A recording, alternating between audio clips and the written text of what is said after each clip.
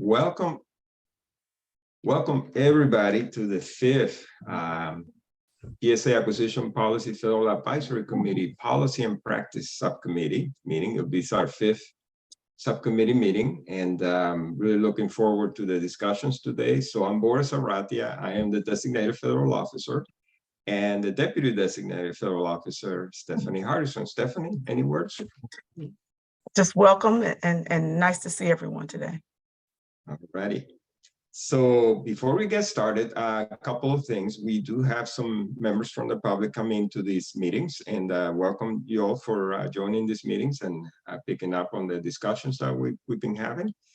We will have an opportunity towards the end of the meeting, as the chairs and co-chairs also allow, we'll have the opportunity for you to chime in. But definitely this is a discussion for the subcommittee members, as well as our guest speakers and presenters. So first thing I want to do is just do a quick roll call here. I'm just going to go through the names quickly. We usually will have some folks jump in a little bit later, but just to see who's here at this time. So I see we have Luke, Rich Butel, don't see Rich yet, Leslie Cordes, don't see Leslie, Antonio Das, I see you, Antonio. Mark Hayden, don't see Mark. Mamie, I don't see Mamie yet. Emlyn McCurdy, I thought I saw Emlyn. There he is. Yep, I'm here. All right. I think Emlyn just joined. Yep, I Yes, just got him. I apologize. I'm going to keep my camera off today. I'm not feeling very well. Okay. Thank you. All right.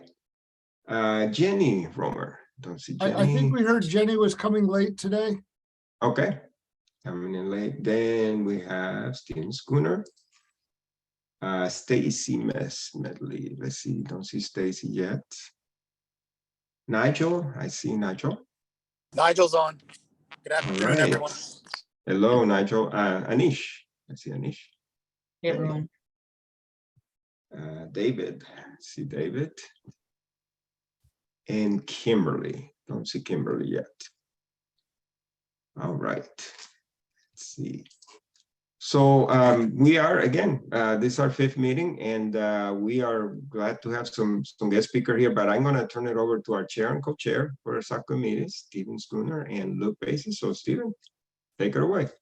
So Luke and I spoke before, and so we wanted to keep this relatively brief because we do have our guest speaker in waiting. So let me just say a few things very, very briefly. First, we are looking forward to welcoming Porter Glock from the Office of Federal Procurement Policy as soon as we're done with this brief introduction. We did want to pause for just a moment as a quick reminder that as a committee, we have indeed agreed on a mission statement at this point. So Boris is going to pop that up on the screen, just a moment of review as to what we're supposed to be doing or what we've agreed to do.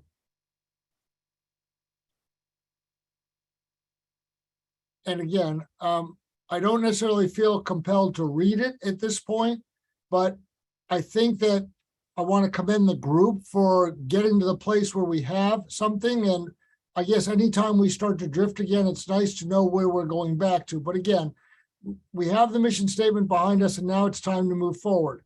I would say on a positive note, at least from my experience, we've been learning quite a bit. I think the speakers that we've been hearing from are wonderful. We've had some terrific discussions about a lot of things, but the most frustrating thing that I see personally, where we are as a subcommittee and a committee, is we seem to be opening more doors rather than necessarily congealing on a clear path forward as to what we're going to do.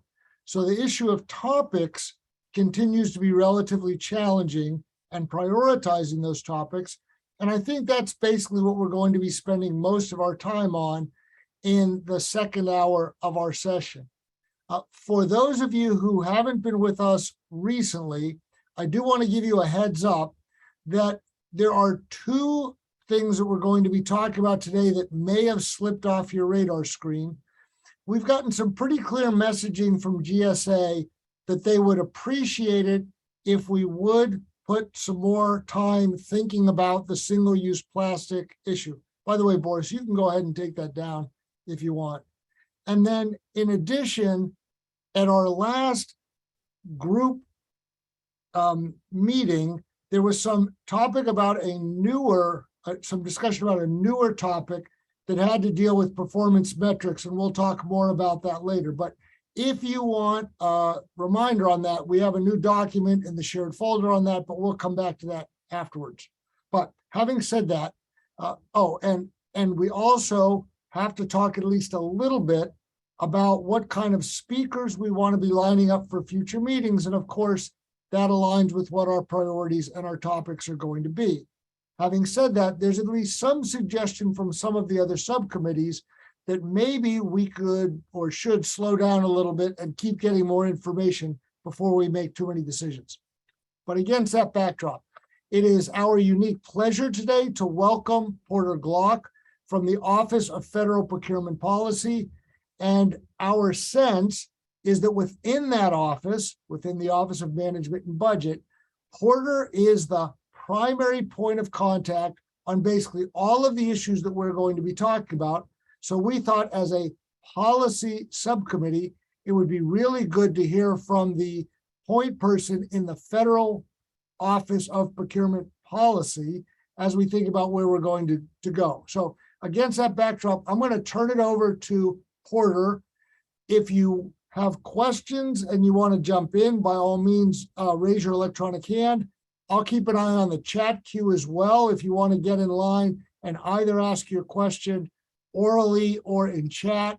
But again, I think Porter will have plenty to tell us, and we hope to have some time to go back and forth with him. So let me turn it over to Boris. Thanks. All right. So yeah, Porter, the floor is yours. So all you. Great. Thank you very much, Stephen and Boris and everyone here. Really appreciate the invitation to speak about this stuff, and really appreciate all of your time working on the FAC. I think it's very important work, very timely and very needed. So I appreciate and recognize all of you have lots of things to do, and this is something else to do, and we appreciate and value that time and effort. So I am here for you now, later, whenever. So I have some topics I'll go through. Don't have any slides prepared, but at any point, please feel free to interject, interrupt, raise your hand. On a technical practicality, I cannot see the chat function based on our internal firewall. So if Steve and Boris, if there's a chat question that comes up, just raise your hand for the person in the chat. Thank you so much for that. So yeah, as Steve said, I am one of the 12 or so people in the Office of Federal Procurement Policy. We're a small office within the Office of Management and Budget where we oversee federal procurement policy. We also do a lot of other things like manage the acquisition of workforce, training materials, procurement data, review legislation for the administration, and things like that. So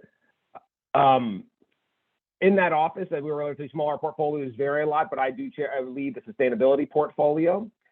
And in that role, I've been working a lot on, sorry, I'm getting an incoming call, of course, and I'm trying to decline and it keeps beeping. So hopefully it'll stop. Hopefully we're done. The options are always so confusing. End and accept. I don't want to do that. Hold and accept. Anyway, it's gone now. So in that role in the Office of Federal Procurement Policy, I help oversee our office's work on all things sustainability, and that traditionally involved lots of work with the White House's Council on Environmental Quality. But in this administration, there are a number of players. I mean, given the importance of sustainability and climate matters, this administration, sort of our net has broadened our interactions. Previously, we're really sort of our office and CEQ would talk about environmental, green, sustainability matters. But now there's a number of White House policy offices involved, which is a great thing. And not just OFBP and CEQ, but we also have the newly established Domestic Climate Policy Office. The National Economic Council has a lot to do with interest in climate. And there's other policy offices in small business equity and things like that we have to involve as well in all of our conversations. So there are many players here. And one thing I do note, previously in previous administrations, all sustainability issues sort of were mostly around sort of green, recycle, renew, reduce, recycle efforts with a little bit on climate. I mean, in the Obama administration, there was a federal acquisition regulation rule on climate, on hydrofluorocarbons, and voluntary disclosure of greenhouse gas emissions. But the vast majority of our work was sort of in the broader sustainability field with a slight work on climate. And now it's almost the reverse. We're still working on a lot of sustainability issues more broadly. plastics, PFAS, recovered materials, eco labels, and that work is continuing and a priority. But we really are doubled and tripled down on the climate work, right? Where we've had a few touch points before in the Obama administration, there's really lots going on now in the climate space. In that work, we have a number of executive branch partners outside the White House, and obviously EPA and energy, among others. So a lot of chefs in the kitchen, a lot of opinions, a lot of things to do, and equities to consider in those efforts. So what's going on right now in our world? Well, among our world is the Federal Acquisition Regulation. Our office, the administrator of our office, is currently vacant.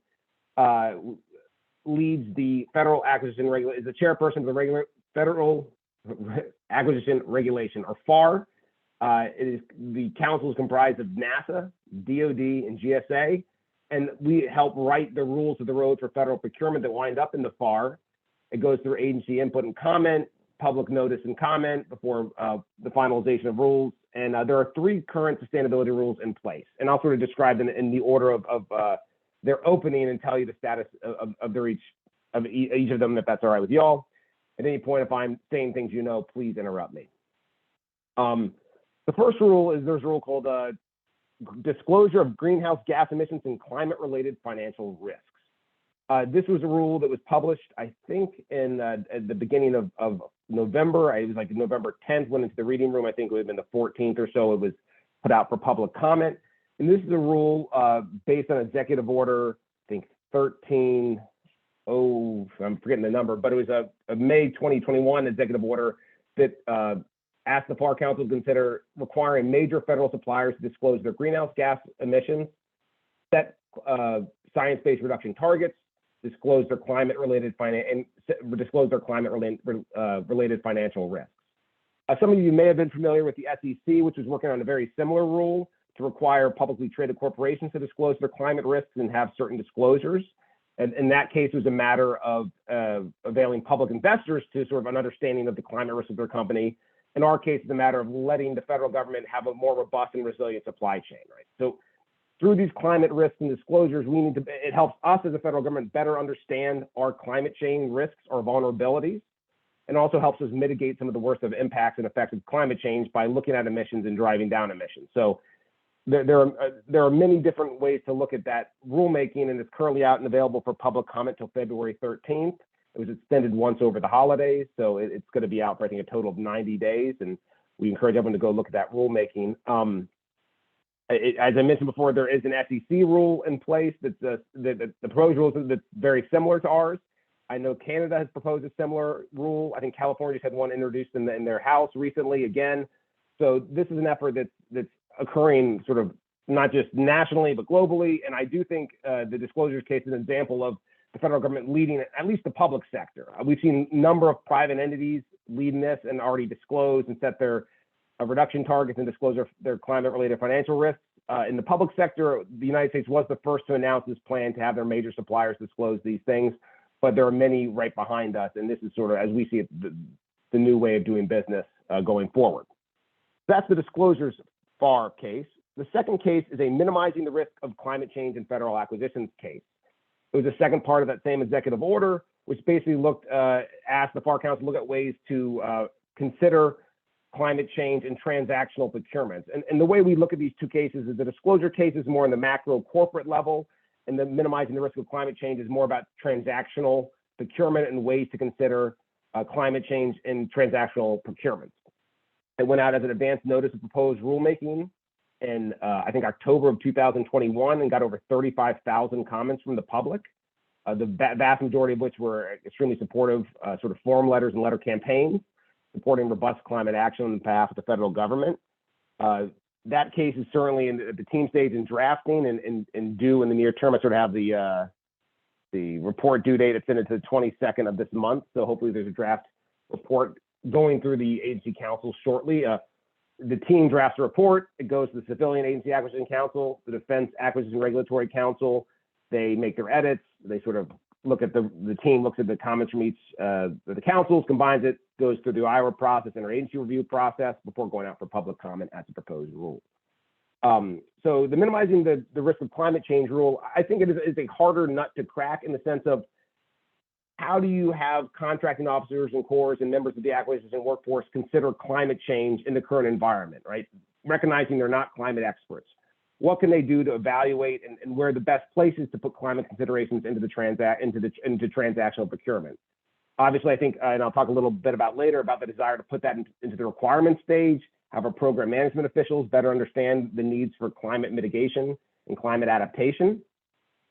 But our acquisition workforce needs to do their part as well, and we need to inform them with the right tools and resources to do that. We can't just tell them, hey, go and consider climate in your acquisitions. Well, what does that mean? I mean, so that case is under development based on those public comments and with a lot of work from CEQ. The third case is called Sustainable Procurement, and it implements the products and service preferences in EO 14057. This was a change that basically instructed the appropriating agency, agencies using appropriated funds to use the EPA recommendations and eco labels and programs to the maximum extent practicable beyond that of the statutory requirements, which are generally considered recovered material and RCRA, Energy Star FEMP registered products, SNAP, significant alternatives to ozone depleting substances, and the bio-preferred, bio-based programs, which are statutory. So beyond those requirements, which have been in the federal acquisition regulation for some time, some going back from its genesis in the 1980s through bio-based, which is more recent. This case is working to also incorporate the EPA recommendations, programs, and eco labels, the maximum extent practicable beyond those statutory requirements. So EPA has a great team, the Environmental Preferable Purchasing Program team, that has a number of purchasing programs ranging from their own labels and programs like WaterSense for water efficiency, but that also analyze and evaluate third-party labels against a standard set of criteria. This is an example I really like, and I think it's the way to go. You have subject matter expertise evaluating third-party eco labels for their validity. We're not going to ask contracting officers to look at labels and decide if they've been greenwashed or how valid they are. We're going to rely on in-house expertise in EPA to do that on a renewing basis. This allows a number of things, right? This allows new standards to come into place. If we just name a standard in the FAR, it can become the gold standard. But if we're allowing new labels to emerge, to be evaluated by EPA, and then put into the preferencing program, it helps grow the supplier base, grow and improve labeling. It also, as I mentioned earlier, prevents COs from having to evaluate multiple eco labels to decide what's real, what's not, what's been greenwashed, and what does it mean. I think those type of analyses our workforce is certainly capable of doing. They're very smart and able people. But again, they have a plethora of socioeconomic concerns to attend to in addition to their general transactional procurement requirements of actually delivering the product or service on the mission.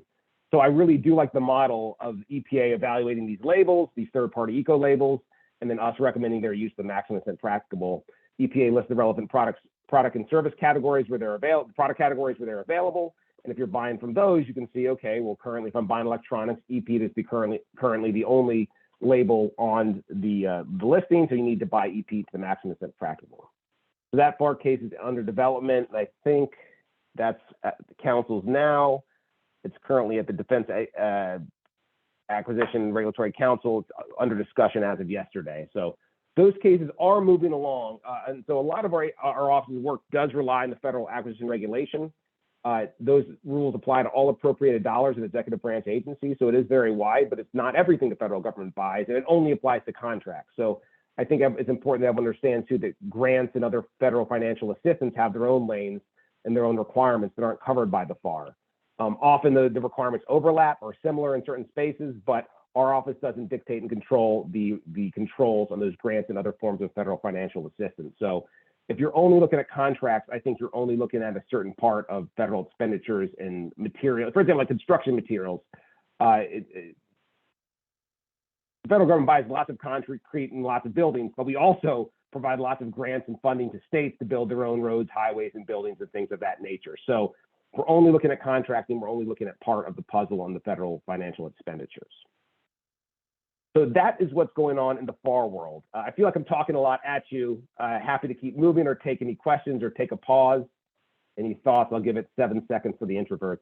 Yeah, and again, Porter, my understanding is we only really have you for about an hour. So I guess my inclination is, to the extent that you have content, I'll keep my list of burning questions, and I'll encourage the others to do so as well, but I'm inclined to have you keep going if you don't mind. I don't mind. I'm here to please. I'm here to talk, so I'll keep doing that. Outside the FAR context we just covered, there are a number of other sort of administration priorities in sustainable acquisition, sustainable purchasing, a lot of which are enumerated in EO 14057. These include net zero federal buildings, carbon-free electricity, net zero emissions federal fleet, and low embodied carbon in construction materials, or buy clean.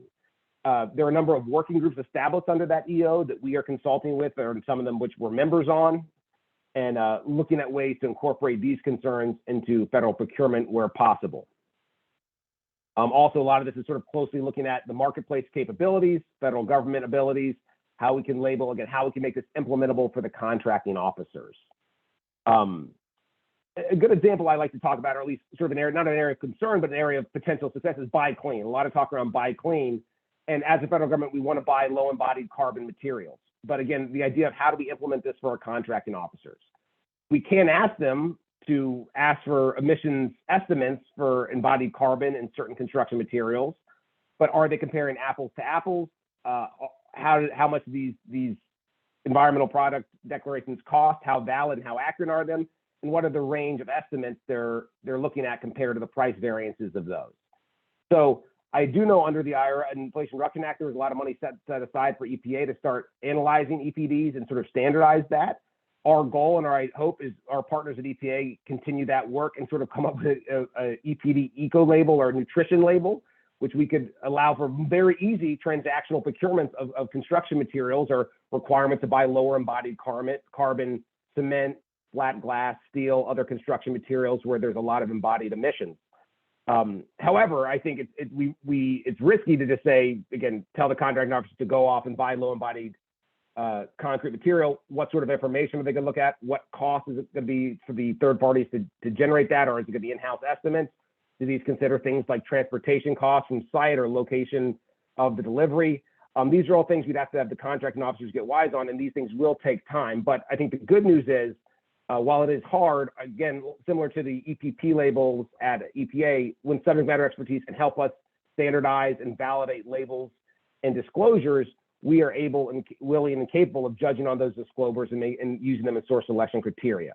But I think it will take some time, and I don't think we're currently there yet, especially in the areas like buy clean and PFAS, where first establishing exactly what's in what we're buying is needed before we're using it as discrimination factors on source selection. So those are other areas we're working on. What policies and tool levers are we looking at to sort of achieve a lot of these net zero and net zero federal procurement by 2050 goals? Well, we start with sort of this idea of what's going to move the needle, how we actually changing practices. And there's sort of been a mantra recently of demos, not memos, the demonstrations, ways you can show people how to do things as opposed to just telling them to be more sustainable or encourage them to be more green. Without the tools and rules to do so, it's not going to move the needle. So we talked about some of the labels and information that the frontline contracting officers would need to know to understand to differentiate products based on their carbon or chemical or pollutant content. We also need to increase our education. I know some of you have maybe heard from Joni Newhart about our training for contracting officers, and we're very excited at OFPP about our FAC refresh that was just announced the other week, right? It's changing the program certifications for our contracting officers, essentially from a tiered certification level for contracting officers to a single certification with tiers based on experience and time and grade, and then hopefully moving into more specialized lanes. And we've done this at OFPP with the DITAP model, a digital IT acquisition professional model, where we take people who are working with agencies, large IT purchases, specialized IT buys, agile IT software development contracts, and we've trained them and certified them in IT acquisition so they can join those integrated procurement teams, project teams, and have expertise in the area of sort of agile software development. Well, I think this is a great example and way we could replicate in the environmental field, right? If we could have sort of a specialization in climate considerations, climate adaptations to integrate into large agency projects. This isn't the everyday procurement. I mean, the contracting officers buy everything from office supplies to Coast Guard cutters. And so some will be more needed to have the specialties and expertise than others. And I think that was one of the good successes of DITAP and the FAC refresh. It's recognizing that our contracting officers have different skills and abilities and needs based on what they're buying, but it's really finding those buying the things in the areas you're trying to impact, whether it be software IT or more climate resilient infrastructure, and ensuring that people have the expertise in that area. To that, there has been some work on informing program managers on the requirement side for climate mitigation and resiliency. There were climate considerations built into the capital programming guide. It is an appendix to the OMB Circular A11. It's a circular that talks about major capital investments that agencies do. And this administration, we put in a climate considerations guide section in that appendix, which includes a climate consideration checklist, an example checklist of a program team can look at when planning the major capital improvements. Climate considerations before it even gets to the procurement phase or the requisition phase. Are you planning correctly? And we think that's a big part of this, right? It's not just putting it on the contracting officers with a requirement that may not be sustainable or climate friendly, and then having them do their best to, minimize the damage or the impact, but planning for things like nature-based solutions and, increase extreme weather events on the offset, and the materials that actually go into the building to be less damaging to the planet than other alternatives. So that updates the capital programming guide is a good thing. Also, at the end of last year, the Federal Acquisition Institute, FAI, released a course. It's called FAC 095. It's climate adaptation for program managers. And this is actually available publicly now. FAI, we've done this, and another of examples have publicized these courses outside their credentialing, I don't want to say paywall, but their credentialing wall. But if you just Google it, you can find a public version of the course. And Porter, we actually got that as a committee. So that's been made available. Wonderful. Don't need to talk about that anymore then. So that's great. Yeah, so I think that's a great thing. And again, a way of putting things more on the requirements development side, baking it into consideration so it doesn't just so a solution doesn't come to the contracting officer and sort of ask them to clean up the mess or greenwash something that may not be the most achievable. So those tools and education are very helpful and important. I think there's a lot to do with general sustainability training with the finalization of the sustainable procurement rule. We have known that in the past, sustainable procurement courses have been the most widely attended voluntary courses in our acquisition catalog for acquisition officials to get their continual learning points. So there's interest. Contracting officers and corps want to do the right thing, but ensuring the training is up to date with the most recent administration requirements is a big part of that. I think highlighting best practices, whether through awards and things that have been discussed at our office and with CEQ to sort of demonstrate not only the administration's commitment and emphasis on sustainable purchasing, but showing how it can be done and highlighting success stories.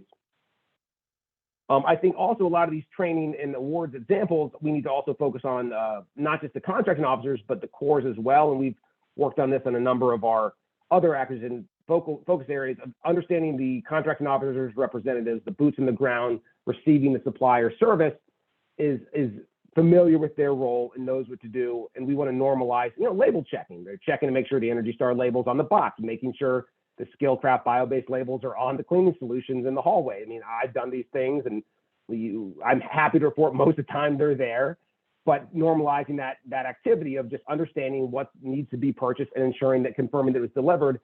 Because as we've built operationalized these things, it can be as simple as checking for a label on a box. A lot of us do it in our private lives. We pass the solutions carts all the day, every once a day in the office as the janitorial and custodial crews are cleaning. And we not only have, more environmentally friendly products being used, but we have more human and health friendly products being used. So this is a good thing, but normalizing and understanding those label checking as the supplies and services are delivered. What else are we working on? Let me think here. Another area I think in our office is of most important is automating these issues to the best of our ability, baking in these efforts. An example of this is the proposed supplier disclosure rule. It says if you get over certain thresholds of federal awards, you have certain disclosure obligations. You do that in the SAM, the System for Award Management. You're doing that once a year upon your re-registration that's required annually. If you don't do that, you're presumed non-responsible for federal awards unless you can get an exception from the agency. I think that proposed rule is an excellent example of sort of getting this out of the hands of the contracting officer, but allowing it to occur on the front end of supplier registration and pre-award. So we're not asking contracting officers to independently validate the emissions and climate-related financial disclosures of large entities, and reviewing massive packets of information that they may not have the ability to do so, and they certainly don't have the time to do so. But by getting it on the front end, we're getting it right on the back end. I think this is also part of our work in category management, not just directing people to category management awards, which saves time and administrative funds, but more importantly, if we get the category management vehicles right, the best-in-class vehicles right, and up to date with the most recent administration priorities for purchasing preferences, those benefits flow down to everyone ordering under that contract, right? If we get it right at the top level, it's just part of the doing business, part of streamlining procurement generally, also ensuring the sustainability requirements are baked in at that level. And that's a big thing. Additionally, highlighting using GSA schedules, and I hope the FAC looks into ways to highlight, eco-friendly and eco-label products in GSA schedules and default and things of that nature can really help us achieve those goals. And baking it and making it easy for the contracting officers, making the sustainable option the default or the highest on the list or the top tier on the list whenever possible can all be helpful. Other non-FAR-based, non-rule-based efforts we're working on.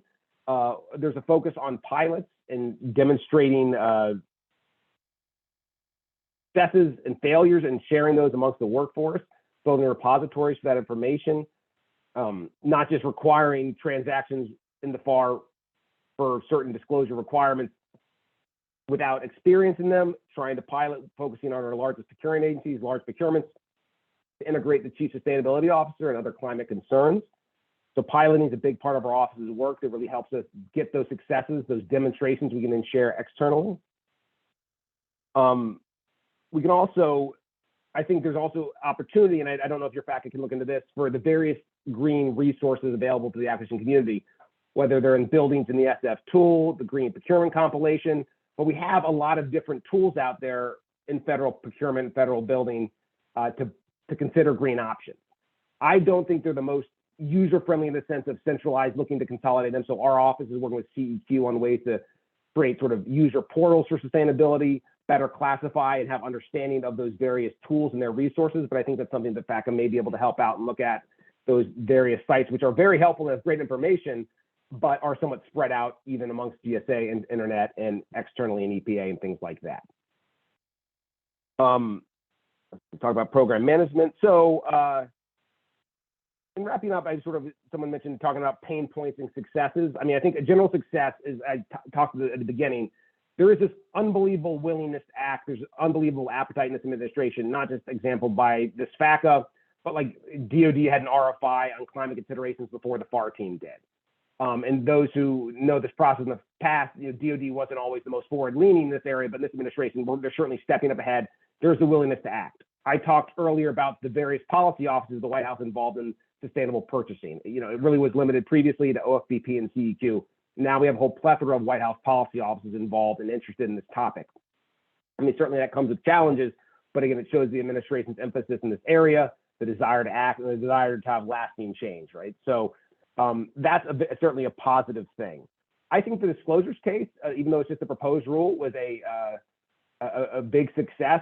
The United States, being able to be the first nation to announce such a policy to require major suppliers to disclose that. It's announced at COP27 in Egypt, that mentioned the presidential speech, got applause. So that may be a first for a FAR rule. But as I said, the SEC had a proposed rule, but shortly after, Canada is working on something that hasn't already come out, California. So this is an example where the U.S. government isn't always leading ahead the public sector in sustainability issues, but I think this is an example of us taking the lead in the forefront, at least for the public space. So that's a success story. Not directly in our lane of appropriated dollars, but the USPS vehicle acquisition, the change in that based on availability of funding, and it shows a level of priority.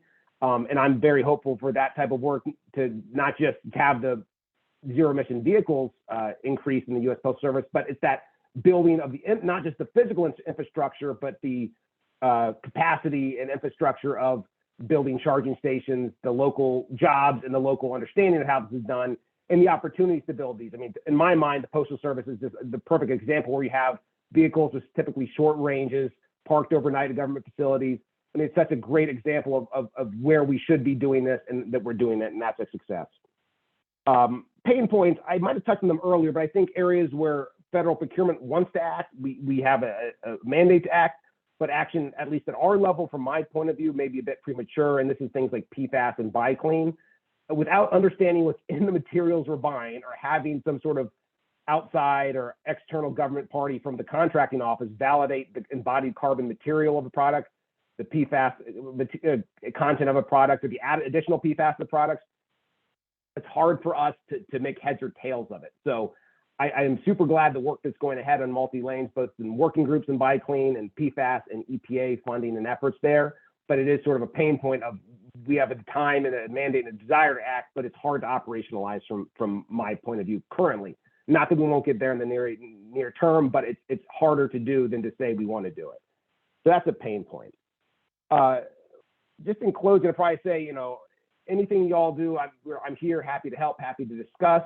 I urge and you know, our equities lie in the contracting officer. Think about implementability in all that you do. That a contracting officer, very smart and able person working in this field, but they are, you know, dealing with their direct mission, the need to deliver a supplier service on time and on budget, but also a whole plethora of socioeconomic concerns, of which sustainability and climate considerations are just one. So it's easy to, and we encounter this a lot of, oh, just have them consider the embodied carbon of material. Great, they're happy to do that, but without more guidance and tools, they're simply unable to do that in the time frame they have and the workload they have. Not that they're unwilling, because again, as I mentioned, sustainability has long been the highest taken voluntary course for contracting personnel. They want to do the right thing. They want to buy green things.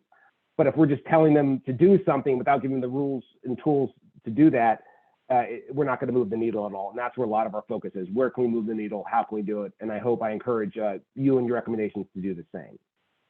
So with that, happy to take any questions or comments or anything else. Okay, so, and again, I'll try to manage the queue and get everybody in there. No one on the committee, and Porter won't be stunned that I have a couple hours worth of questions, but I'm going to start with one, and I'm going to encourage my colleagues to either raise their electronic hand or just let me know in the chat that you have a question or type your question in. But let me start you with a two-parter, Porter. One thing that we're trying to do is hear from informative voices. So I'd love to hear who your go-to voices are, or who do you think are the sources of information that you find most productive? Keeping in mind, we have the EPA team as a representative. We've heard from people like Holly Elwood. Obviously, we've heard from a couple people in CSO who have been terrific. We hear from some subject matter experts at GSA, but again, you're out there, who do you listen to? And then if you have the opportunity to broaden that, I heard you acknowledge that the US hasn't consistently been leading on this, and I know you've been at some of the big international programs, but who are the voices outside the country and at the state and local level who you found helpful? So any suggestions along that line would be great. You're muted, sorry. Thank you. On the former question, international leaders, I mean, it really varies. I mean, there's obviously a lot of work in Nordic regions, but so much of their work is based in healthcare and localities. So they're taking lots of steps sort of locally, things that we're not always able to replicate here, or, you know, the overlap isn't the exact same, but they have had some very good examples of, you know, large infrastructure project carbon considerations. So that's something that us and CEQ have looked at. And the UK has worked at working on supplier disclosure rules, but their efforts seem to mirror, I think their desired efforts seem to mirror a lot of their work in anti-trafficking space and sort of sunshining efforts, where we've taken a slightly different approach here in the UK. So it's here in the US, so it's positive to see those international efforts, but it is often, it feels like the format or the structure of acquisitions and the nature of them so much, especially in Europe, where they seem to be leading some of these sustainability things, seems so more locally based, and especially in the healthcare sector, where we don't have the same level of granularity there. But Nordic countries, Sweden and the UK are a lot of our sort of kicking ideas counterparts between us on carbon efforts and large infrastructure carbon projects. And to that front, I really rely on CEQ, the Office of the Chief Sustainability Officer. There are at least my and OFPP's biggest partner in helping understand this. Again, I'm a procurement person. I've been working in sustainability for some time, but I do rely on sort of the subject matter expertise of CEQ. There we have Andrew Mayock as the current Chief Sustainability Officer of the United States. And one very positive thing about Andrew, other than a very smart and talented man, he was the former Deputy Director of Management or senior advisor in that role at the tail end of the Obama administration. So he has an acute understanding of the Office of Federal Procurement Policy, our roles and responsibilities, and our players there. So that's been very helpful to have Andrew Mayock in that CSO's role. Underneath them, they brought on a lot of people in the Chief Sustainability Officer's world that have helped us, namely Betty Crimmins, who's been our advocate and helper in the climate disclosure rule. I mean, she understands climate disclosure policy and roles much better than anyone in our office can. Working with her, and then Jed Ela and GSA, who works on their current disclosure roles. So they've been very helpful in the disclosure piece. On the sustainable products, worked a lot with Katie Newhouse, another CEQ fellow, I believe, who has a large background in the private sector on building sustainable supply chains. So from my seat, I'm glad you've spoken to Holly and the EPP program and those great people. So I'm glad I would have named them as well. But for my role, it's sort of Katie Newhouse, Betty Crimmins, and Andrew Mayock at CEQ are our biggest advocates in this space. And that makes sense in the role of the Chief Sustainability Officer for the United States of America. They're tasked with greening federal operations, of which contracting is a major player. Yeah, so I mean, in some ways it's affirming because we've also had the opportunity to hear from Katie and Betty, who are of course terrific. So I'm not seeing other questions. I'm going to continue to keep prodding my colleagues. I've got one from Boris. Go ahead, Boris. Yeah. Hey, Porter, can you talk about sustainability scorecards? I heard you talk about a lot of things, but I just wonder if you can comment on scorecards, because that's come up in this subcommittee discussion. I'm just interested to hear your perspective on that front.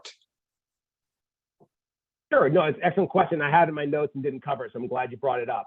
Yeah, OMB manages an annual sustainability scorecard for agencies. This includes procurement as one direct topic, but includes other things like energy uses and emissions per agencies based on internal tracking. This is, we own the acquisition piece of this. We also work with the Resource Management Office at OMB. John Dick is the RMO, the Resource Management Officer I work with the most on the scorecard.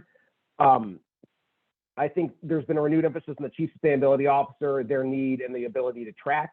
And our overlap came a lot with that in the supplier disclosures case, sort of looking at where the federal government is already managing and evaluating their own Scope 1 emissions. And, there's like an exemption for M&O contractors, maintenance and operation contractors in the rule. And that's because predominantly we're already tracking those emissions internally and those energy uses internally, even though they're done by a contractor. When they're predominantly managed and operated on a government facility for our uses, the CSO is tracking those and reporting those to OMB. The scorecard does use FPDS, the Federal Procurement Data System, data on sustainable attributes. There's a standard report which is available publicly that basically says where biopreferred, energy efficient, or recovered material clauses are included in contracts.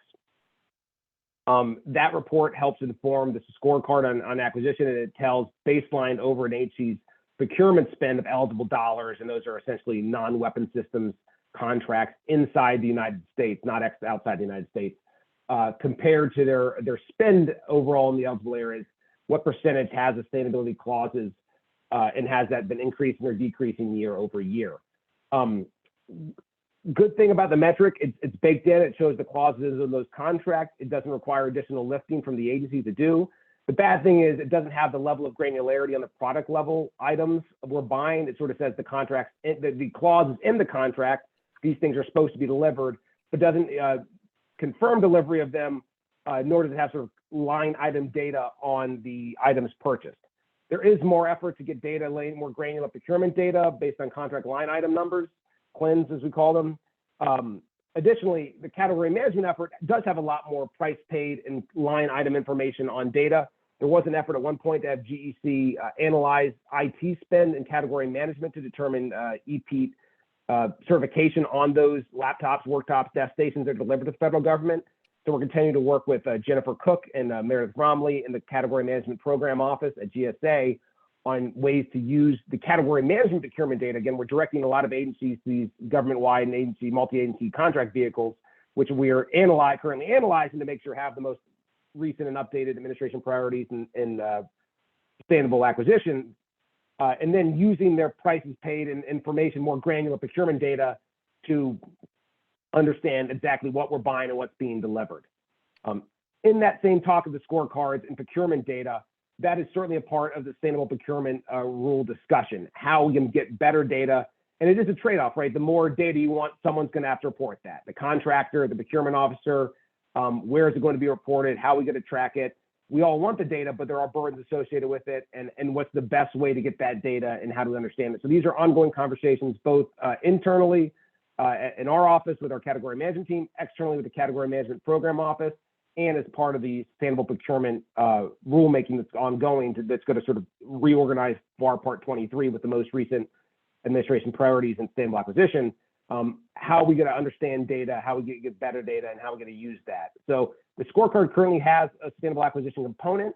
It has value in showing us what's being purchased and the use of the clause, but we are constantly investigating ways to better do that. And I think that's going to be inherent in the new rulemaking of, how we're going to look at procurement data, especially in light of all these new requirement of using EPA recommendations to the maximum extent practicable.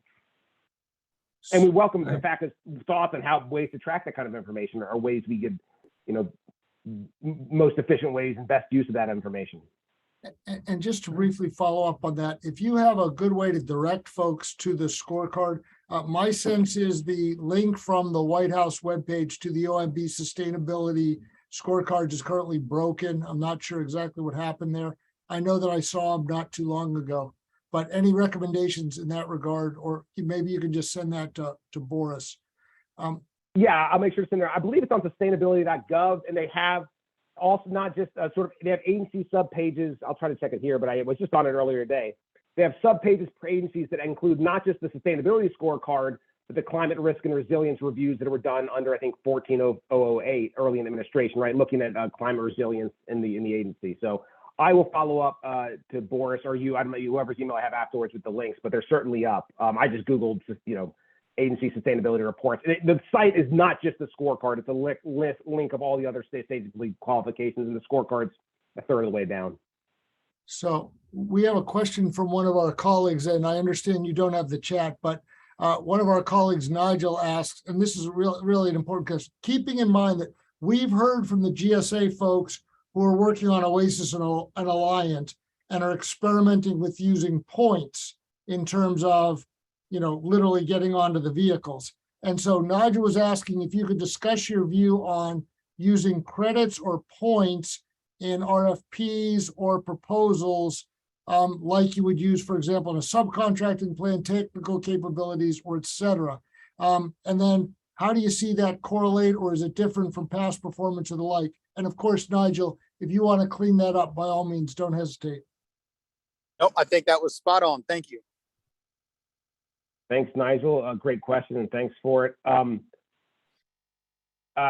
We are in touch with the Alliant and OASIS teams, and we don't get involved in direct source selection and procurement making decisions from our office, but we're aware of and we track efforts to evaluate sustainability and climate considerations and procurement, and we do encourage the use of sort of point systems to understand that.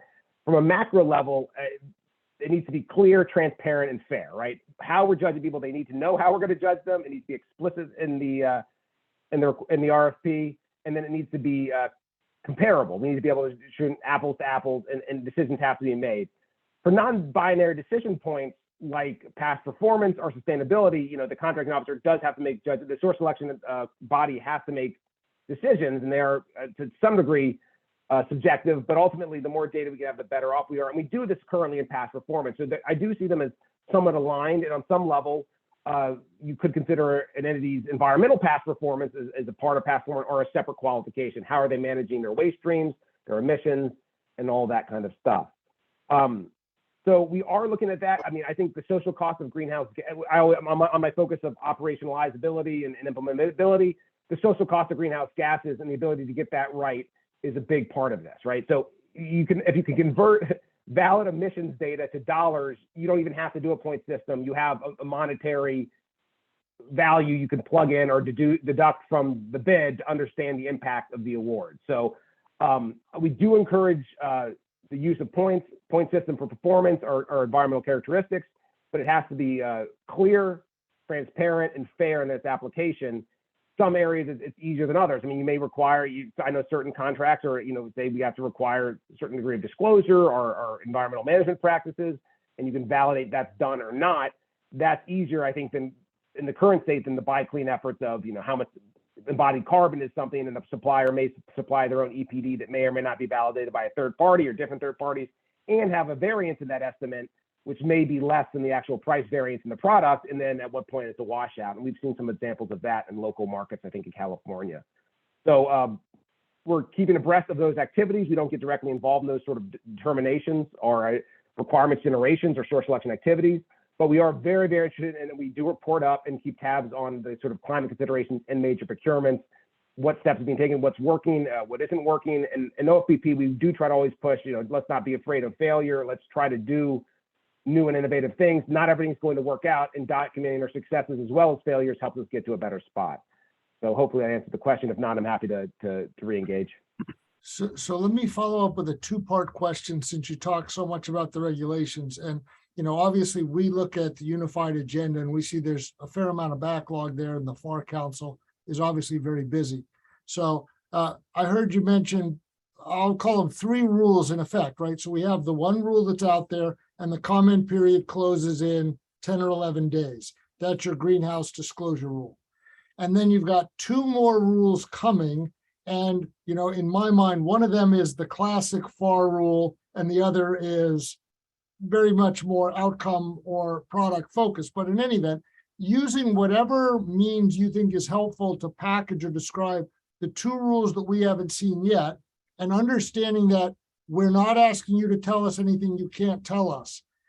Any insights as to schedule or what might be in those rules, and in particular, which of the rules do you envision being the big FAR Part 23 cleanup that everybody basically tells us is coming, but we don't really know where that is in the order? Sure. If you look at you just Google FAR case status report, you'll see it. But sustainable procurement, that's rule 2022-06. It's called sustainable procurement, and in the description it talks about it reorganizes FAR Part 23 for consistency and clarity. So that is the sort of FAR Part 23 overhaul. The report has been delivered and is at the dark and CAC stage right now. So that is, once it clears that stage, it goes to OIR prior to publication. So that is closer rather than further away. That rule is the 23 overhaul, implements the product and service preferences under EPA under 14057. That is the next one in the queue insofar as the unified agenda and the look of things. The minimizing the risk of climate change is in the drafting stage. A report's due later this month, so that would go to the report. The team would then present the report to the council. So it's shortly behind it, nipping at the heels, and we're working closely with our colleagues at CEQ on the policy. And we've, again, talking about the players, we've had to coordinate the policy considerations, not just at OFP and CEQ, but coordinate them with NEC, Climate Policy Office, and others. So the order is you have the proposed rule out on the street till the 13th on the disclosures rule. Next up is sustainable procurement. That's the FAR Part 23 overhaul with the EPA maximum extent practicable recommendations and the eco labels. And then after that in the queue is the minimizing the risk of climate change and acquisitions, which is used as the more transactional climate change based. Hopefully that gives a good overview of where we're at with those 3. But that document is updated weekly. It has the most up-to-date information on where those are and how they're moving. So I always encourage, if anyone's interested, to either reach out to us or just check that document directly. Okay, so I want to just bring you back again to, you use the term the SCGHG, social costs of greenhouse gases, but as we know, the rule that's out there now is the disclosure rule, and we are not in a position to influence that rule. And I understand you can't talk about the rule making.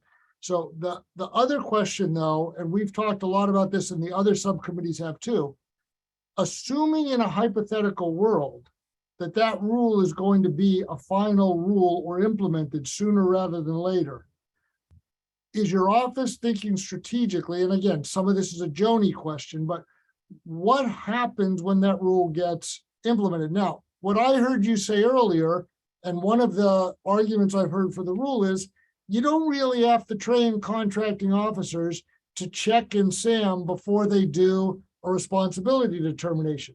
They already know how to do responsibility, and it's a binary check the box or not. So is the general perception that there is no need to train the acquisition workforce on what the disclosures mean? Or is there some expectation that we're going to take a more holistic approach to the actual disclosures? I mean, one argument, of course, is, well, this rule outsources the problem to the private sector. We're trying to change private sector behavior, like, as you said, the SEC rule. But I'm just kind of curious, without focusing on the rule itself, thinking more about implementation, what's the game plan? Sure. And one thing, I don't want to focus on the rule itself more, but I do also like to point out that, I think that frequently, there are, as I said, the public sector has already advanced. A lot of public-facing corporations are already acting in this space. So on some level, people who haven't taken steps are at a competitive advantage to those who haven't, if they haven't incurred costs or haven't started to work in this area. Maybe they might not be at a competitive advantage to someone who's encountered inefficiencies in their supply chain and reduced them and made savings. But on some level, the rule like this can help level the playing field. So that's the only other point I wanted to make about the rule. From a strategic point of view, I do think it's a little bit of both, and a lot of our efforts has been on focusing on areas of need. Yes, contracting officers are going to need to know something about the disclosures rule. They're going to need to know to check, amongst other things in SAM, whether they're excluded, the FAPIS records, if they've checked the certification, and if it says yes, right? They need to know that as part of their workflow. That's, as I would think, the majority of the contracting workforce, that's all they're going to have to know. But there are a certain subset of contracting officers or in-house expertise in agencies are going to have to know when exemptions may apply or when you may be able to have to accept an agency. If validating the science-based reduction target is delayed for some reason, or it's a more problematic sector for those type of targets, you need to have in-house expertise, understand, does an exemption apply, exception apply in that area. Similar to our efforts in the anti-trafficking space or my work in the anti-trafficking space, you want all the acquisition workforce, the 60,000 plus acquisition workforce, to know the sort of core of it, what to look for and where to go if something goes wrong. I don't think it's dissimilar here, right? You want the bulk of people to know what to look for. Okay, eco labels and supplier disclosure qualifications in SAM. Okay, that's great. We want everyone to know that, and that's relatively simple. And there is some degree of training to that. However, when and if there's an issue, if the specs aren't right, if there's availability or cost concern issues, or if the qualification is not checked in SAM and there's a rationale or reason for it, somebody's going to have to know how to do that more. So it's finding those people, building in-house expertise, and having that training that we're not expecting the acquisition workforce writ large to do, but there's certainly going to be training. I mean, it's not like we can have these rules go out without any notification to contracting officers and think things will change. But the expectation for the wide contracting workforce is very different than sort of the subject matter expertise in-house of the agencies who will deal with the more problematic issues. This was sort of talking about the DITAP credentialing, getting the certain sectors trained for action in specific acquisitions, as opposed to trying to get everybody to be climate experts. One thing that we've heard a fair amount from GSA is the pursuit of meaningful metrics or performance measures. And I heard you mention that a couple times before.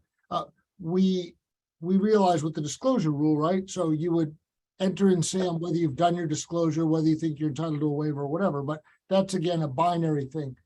Is there thinking in your office about what kind of performance assessment would be helpful? For example, we know that we studiously track small business distribution. We know we track where the money goes on a state-by-state basis. We know how much competition there is, whether it's meaningful or formalistic. But are you all thinking about what a good performance metric would look like, other than the conventional scorecards that you're doing now?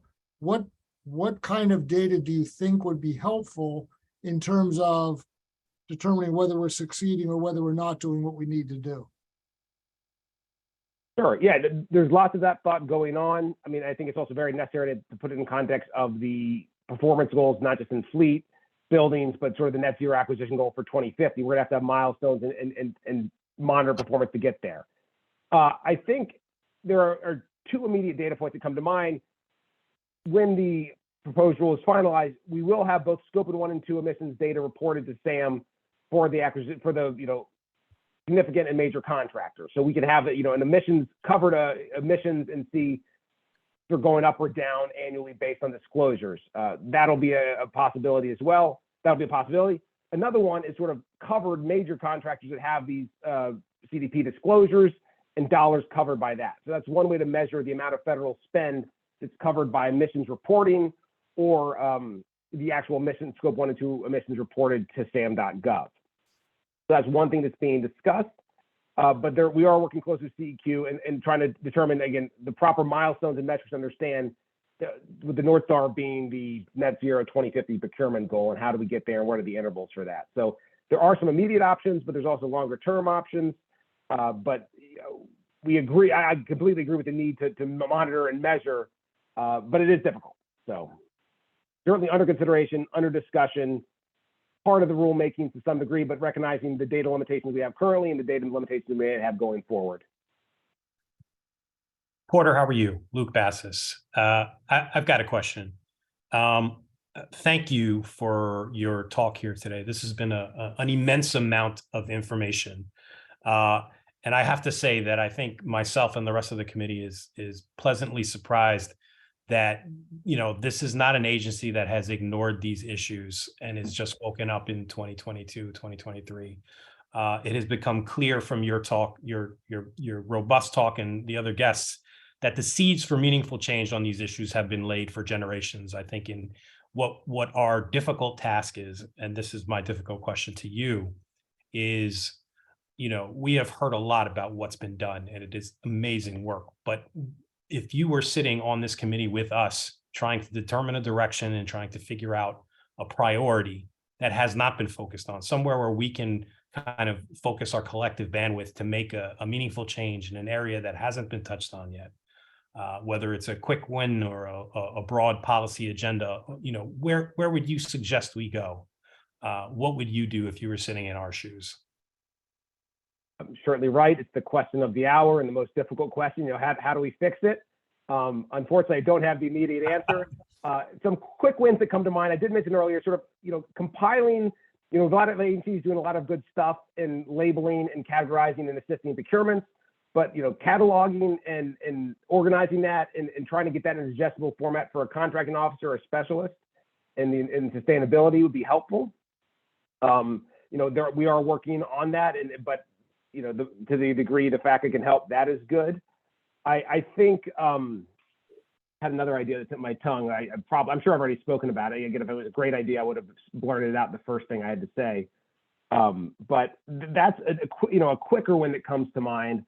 I think the other factor I can think of is really emphasizing the need for those sort of labels and procurement actionable data, as I would call it, right? I mean, buy clean's great, but without the EPA designating or someone else or having designated parties that can make evaluations that we can make evaluations on, we are somewhat limited, right? At least currently.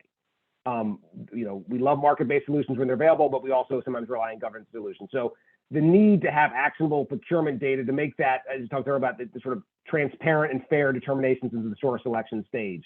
Without that, there's going to be hesitancy, understandable hesitancy, because the more subjective the calls are being made and awarding points, the more difficult it is to do, the more challengeable it is, and there's just sort of this general hesitancy to act. Again, our office has long encouraged, innovation, trial and error, recognizing there'll be failures, but I certainly understand a reluctance of someone to validate one form of concrete over the other based on non-verified data or verified data from different parties, or data that has a value estimate that's rather great on it. So from my point, I think quick wins would be inventorying and determining from the contracting officer's point of view where the best way to, make a portal or have something to understand what you're buying and where to look for data. Oh, this was now I finally remember.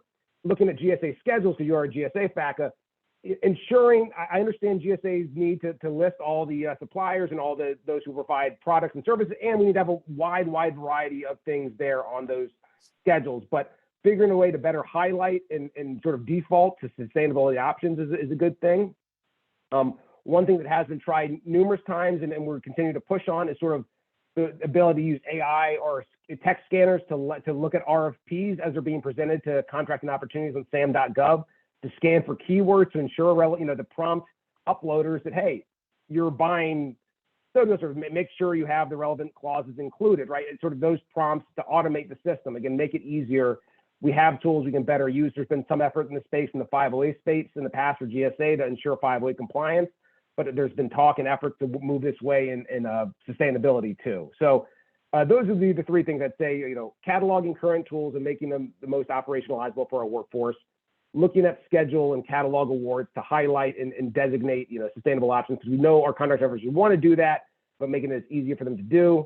And the third one, if I could be smooth and remember the other one I said a minute ago, I would have sounded much better than I do right now, but it was something along those lines. Hopefully someone wrote it down. Hey, it's about GSA schedules. You talked about the schedules. Oh no, I thought that was the second. I think I just recapped that. The third one was something.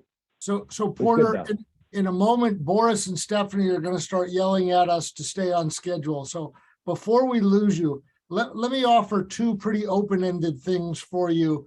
And again, I don't know if you can riff on them immediately, but one thing that a number of our subcommittee and committee members have asked throughout the process is someone doing the spend analysis in our 600+ billion a year and correlating that with potential impact so that we can focus on the policies or the procurements or the industries or the contractors or the contracts that'll have the biggest return on investment. So one question is someone doing the spend analysis say, maybe instead of doing everything, we should be doing this? And again, goods, services, construction, whatever. That's one. The other one, and I love the fact that you mentioned this earlier, I think most of us realize that if the outcome here is that everyone decides we're just going to dump this on the procurement work, the true acquisition workforce, or the classic 1102s, they only have so much power. And I love the fact that you mentioned the requirements generators, the program managers, and the like. But I guess my question is, we know that you speak to the acquisition workforce, the contracting officials. Who's speaking on the policy issues to the program managers? For example, it's great that the first course that went out was that program manager adaptation course, okay? But who's driving the reorienting of how we want program managers to think in this regard? Any thoughts on either of those? I'll take the second because I already forgot the first. The second one is we do have representation on the Program Management Leadership Council, the PMLC. Jim Wade in our office is a representative from OFPP there and was really innovative and took the lead on getting that PM course into FAI. So we do have a role in that place, and we ensure, one of the nice things about our office is the interconnectivity of that office. So he works with a lot of program management issues. We have contacts at GSA. We had Ann Cosmo all the time, who's an architect at GSA, very knowledgeable on sustainable construction. She was at CEQ on a detail early in administration. From my work, I knew her. We looped her in with Jim Wade and helped develop that course, right? So we do have impact on that from our office and organizations like the PMLC to ensure that is happening. The first question was spend analysis and correlation to impact. 100%. We do have people doing that. We have done that. We do that with every rulemaking. I mean, sometimes we are limited, like the EO says maximum is impracticable for these labels. I mean, we're just implementing that, and there's not much wiggle room. But certainly with the disclosure rules, certainly with transactional procurement and climate issues, yes. There is always, as I like to say, determining the juice for the squeeze, and how much squeeze and how much juice are you getting, and we're continually looking at that. I do like to point out, though, I mean, as I mentioned earlier, there are a lot of equities involved here and a lot of desire sometimes to shift market practices, incorporate, leading by example and encouraging corporate change. So it's not just about getting the most juice for the squeeze, but there's also conversations being had about to what degree this will change contractor and private sector behavior. Where do we want those lines to be drawn, especially in considerations of, equity and opening the federal marketplace concerns. So those conversations are constantly happening. I think the regulatory impact analysis for the disclosure rule does a pretty good job discussing, who's doing what currently, the industries that aren't doing stuff currently, where the rule has the more impact and more cost in certain entities who haven't been doing steps this far. But yes, we've worked closely with experts at TEQ and GSA on analyzing that spend for the level of impact, but there's numerous policy considerations on where to draw those lines. And those policy considerations aren't just sort of limited to the end of tailpipe emissions, right? There are other considerations to be made, and building expertise and capacity in industry as well. And those are countering to, again, opening up the federal marketplace and equity concerns and things of that nature. We certainly want to encourage small business growth. We've had the most small business applications filed under any administration in the past, in this administration ever as a country. So there are all these concerns that this administration is very passionate about, and those trade-offs and those impacts are being discussed and analyzed frequently. Well, I don't want to run too far afoul of Boris and Stephanie, who keep us in line. On behalf of the subcommittee and the entire effort, I really want to say thank you. Obviously, tremendous information. And more importantly, as Luke suggested, we also want to thank you for all the work you're doing. So I'm going to just pause for just a moment to make sure nobody else wanted to say anything else. Or Just to echo the thanks, Steve. Really appreciate your work, Porter. No, you as well. We appreciate the work. I'm here if you need me. Always reach out. I'll try to follow up with the sustainability scorecard link, but appreciate all your all's work. We're always here if you need us. Lots being done, but lots more to be done. Appreciate your insights and look forward to the recommendations. Great. Thanks again, Porter. We really appreciate it. Bye. Take care, guys. Thank you. Bye.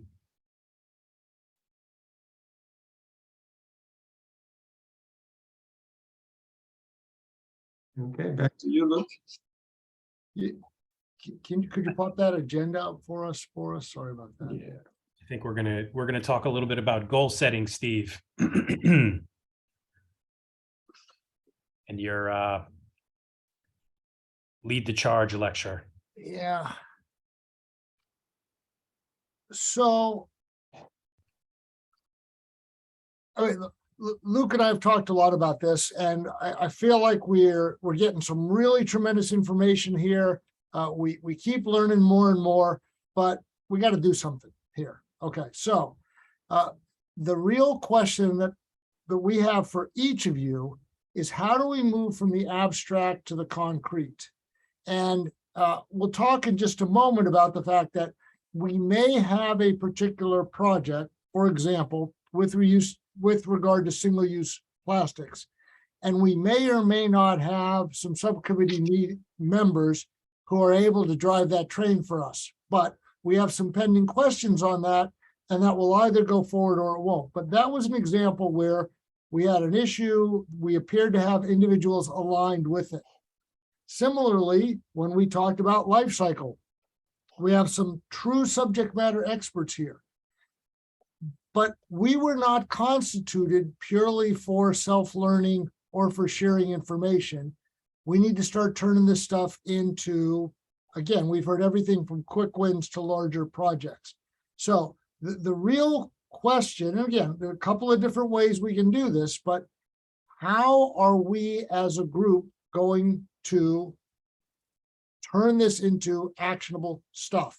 So, we can break it down a couple different ways, but one way you can think about it is, what do you want to work on? What do you want us to do?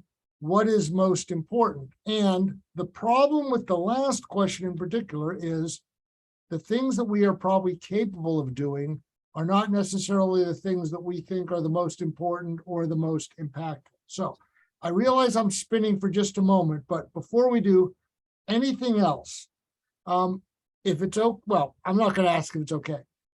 We're going to go around the group real quick, and we're going to do this a couple different ways today. But what we really want to hear is, again, everybody's putting time into this. What makes this worth your time? Where do you think you can make a contribution? where would you like to see us going? And before we start that, Luke, did you want to add something on this?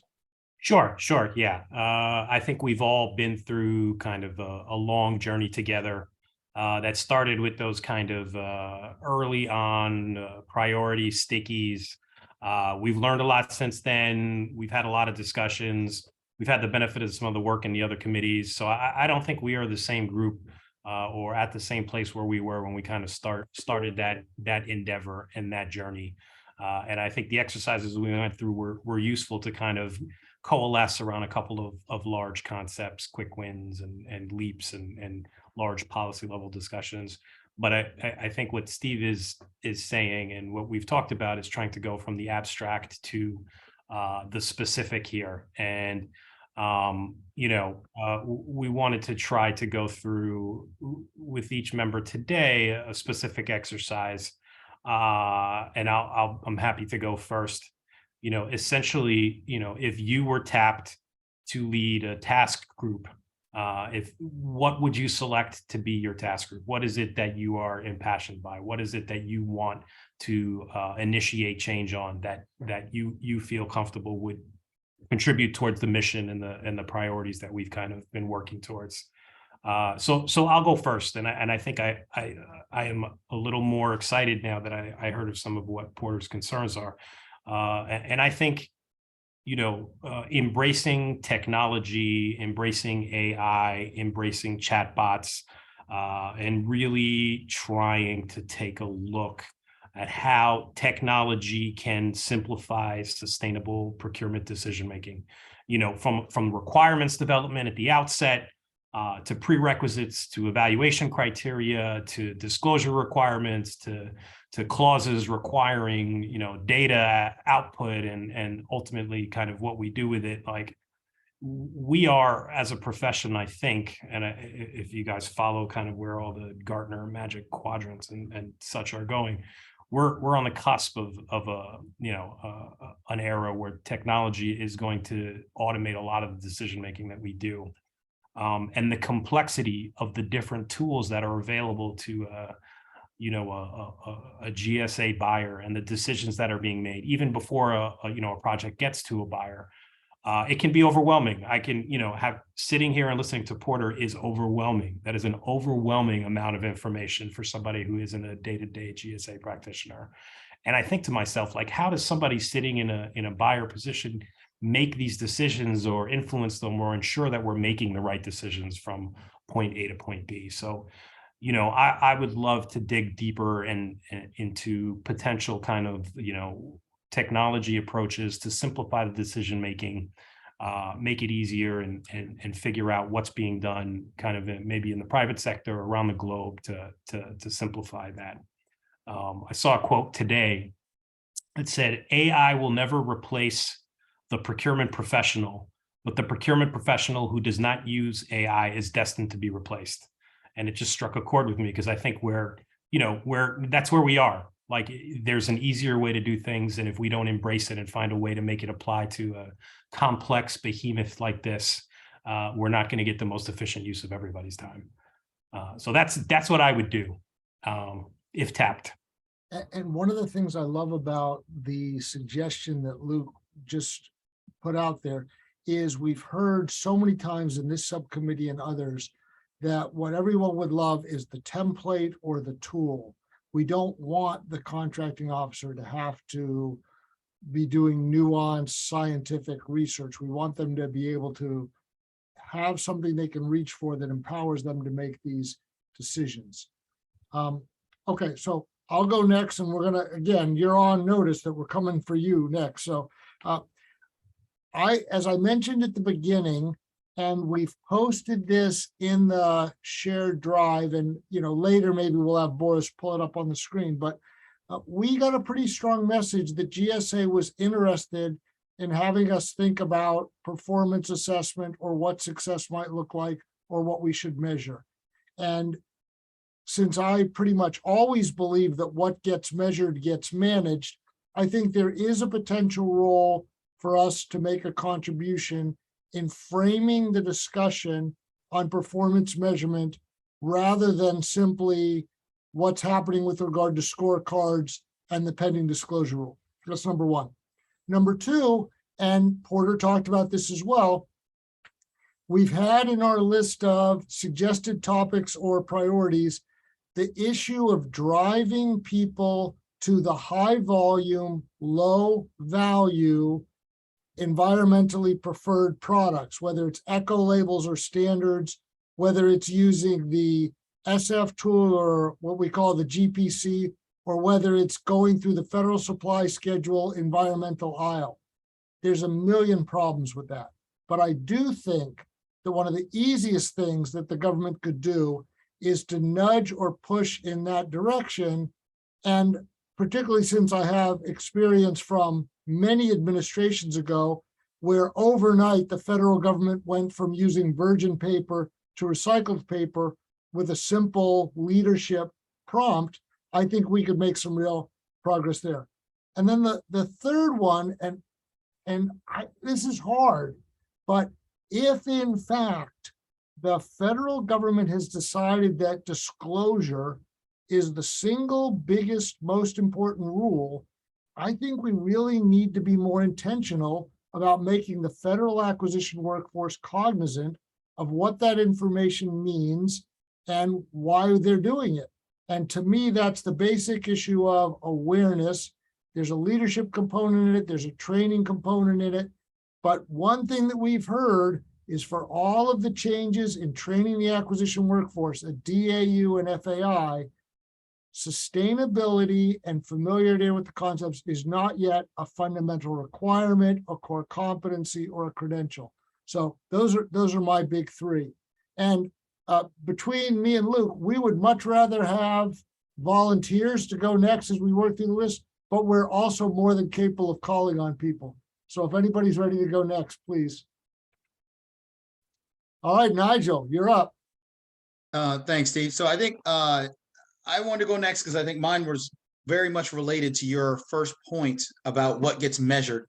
And I'd like to put my portion around the accountability side, particularly for those government contractors, ensuring that we're providing a stick as much of a carrot for accountability, right? So this goes back to my questions. I'm really intrigued about this idea of how do we incentivize private sector entities to bring the best capabilities and the best options for climate change and sustainability to the federal government through the procurement process. Specifically, if one company is competing with another, they're going to do whatever they need to do to get as many points as possible in order to win that contract, and they'll figure out the margins themselves, right? They'll make sure it's a profitable contract. And if they know that their record of past performance will be affected and their ability to win future contracts will be affected by what they bring to the table, how do we then shape the desire for greater innovation? How do we measure a company that's leaning ahead for new tools, new capabilities, new skill sets in the environmental and sustainability side, and putting that into a requirement and then holding them accountable for that? That's what I would like to focus on. That's incredibly helpful. And Amlin, I'm going to get you in just a moment. Jenny had started basically following up on the harnessing technology and the AI.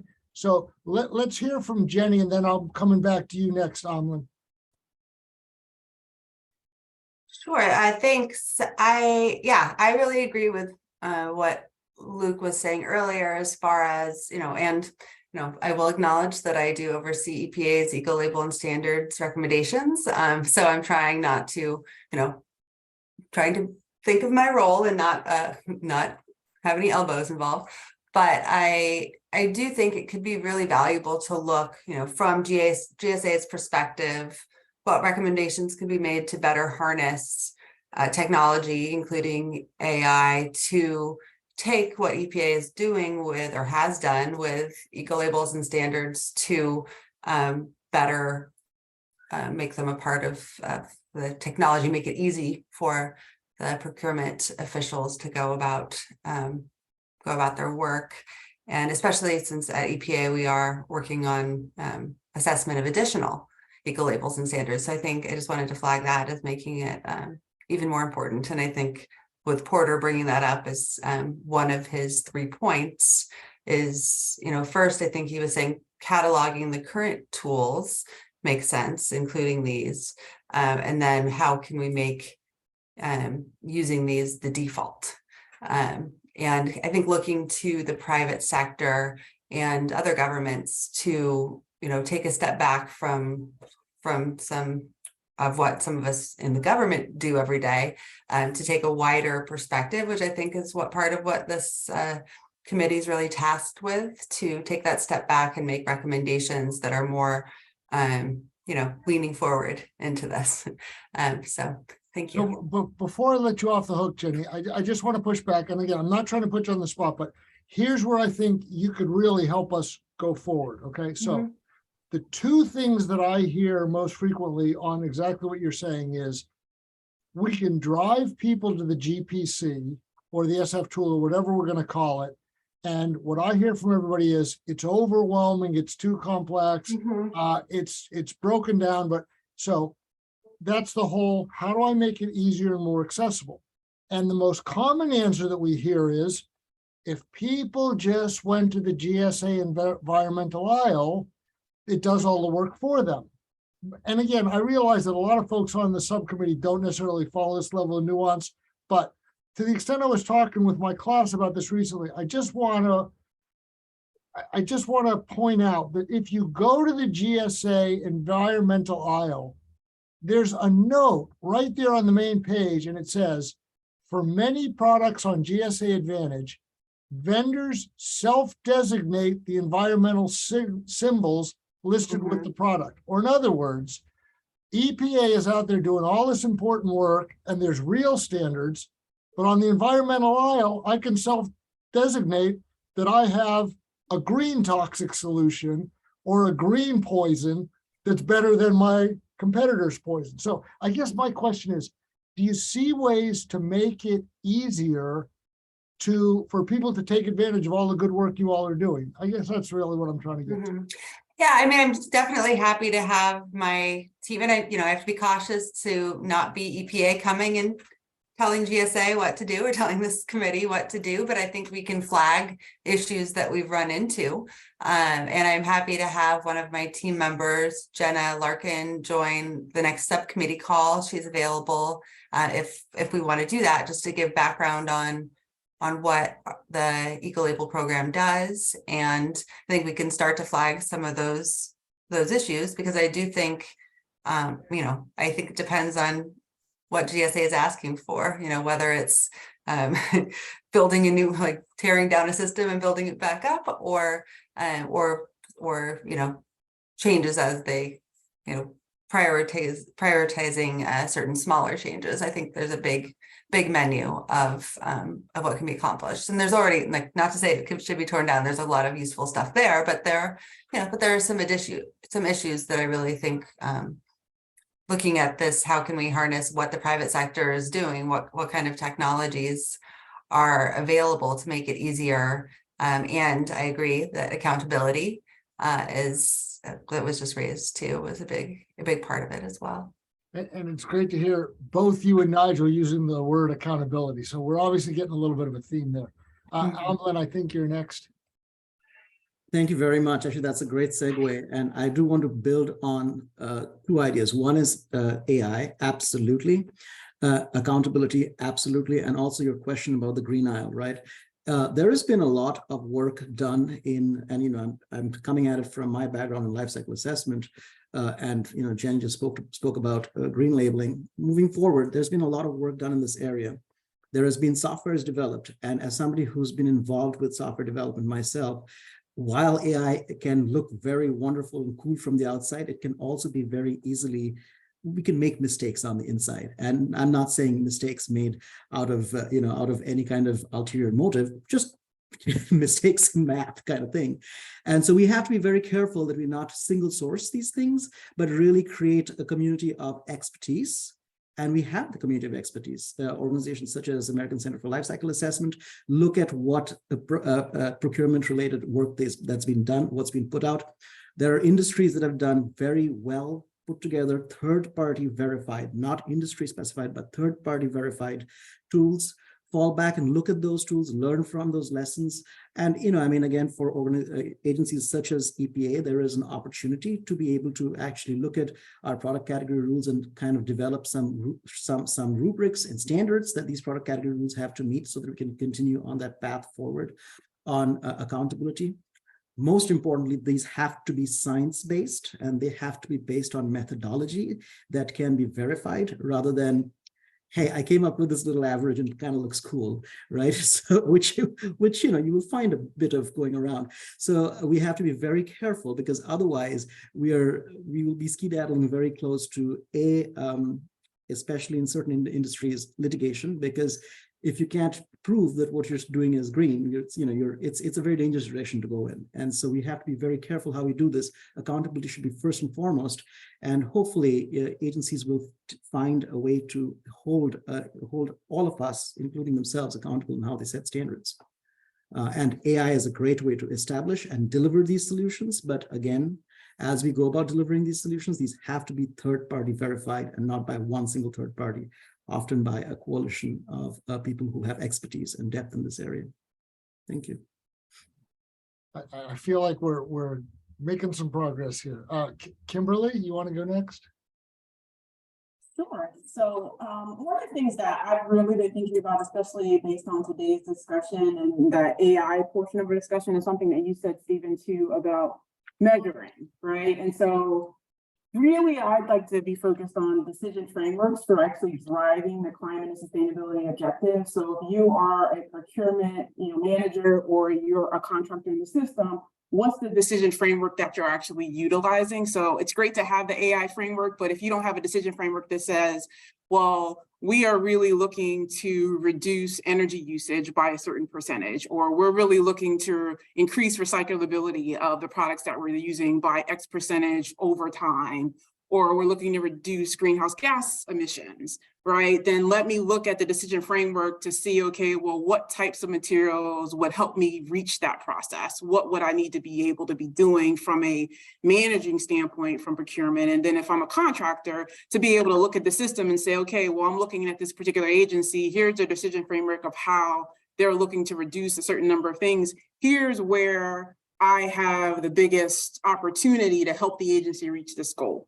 Right. So then I'm going to really be focused in on, well, my business is related to kind of energy reduction, or I may be thinking about, involving or encouraging or increasing the business or my partnerships with other people that do recyclable material, because I'll say, well, this looks like this would actually help support the agency's goal, and it would likely increase my opportunities to be able to help the agency. So having some type of framework that really lets them see what the goals and metrics are and how what they're doing or what they're applying for may help reach those goals, I think would be helpful.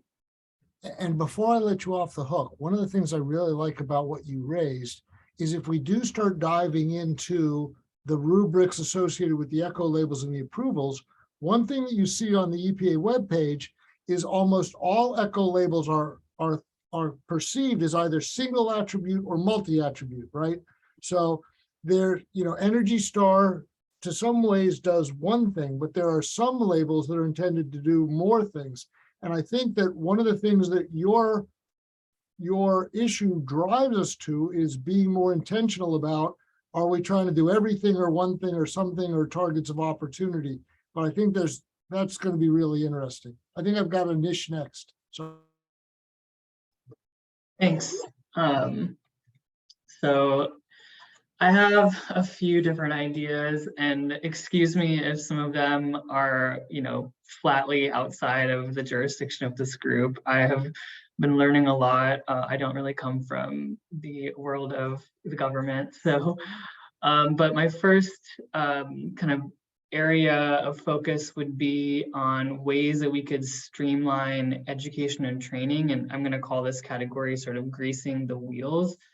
And so under this, we could pull from the private sector some best practice performance contracting examples, other contracting models that mitigate risk, because sometimes that's a consideration for avoiding kind of more ambitious environmental goals. So that's something that I think this group could do a good job at, is just like gathering a kind of recommendations document from lessons learned from the private sector. Another one that I heard today from Porter was the lack of centralization of resources. So this one would be, are there specific topic areas where centralization is an issue? So maybe it's not such a big issue for, I'm just going to throw it out there, like something like building materials, but another category, like there is a lack of centralization of information that contracting officers have.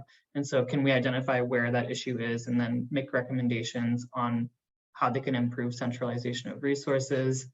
And then the next one is just building off of Kimberly's point about prioritization of environmental attributes. So if you go to the green aisle, there's a lot of different eco labels, and is there sufficient information to contracting officers about what the priorities really are? And could we, as this group, gather and communicate some of GSA's top line priorities so that there is a prioritization framework? So all these kind of feed into this umbrella of training, improving training. And then the other big category is just going into a deep dive on a specific category. So you all have mentioned single-use plastics as an area that has been flagged for us to work on. Maybe there's other areas that we could deep dive on, but that is a whole separate discussion. But that's an area where we can get really specific and dig deep, because right now, if we're looking at all of these different categories of procurement, it can get pretty confusing. So I would say training or deep dive. Anyway, that's my 2 cents.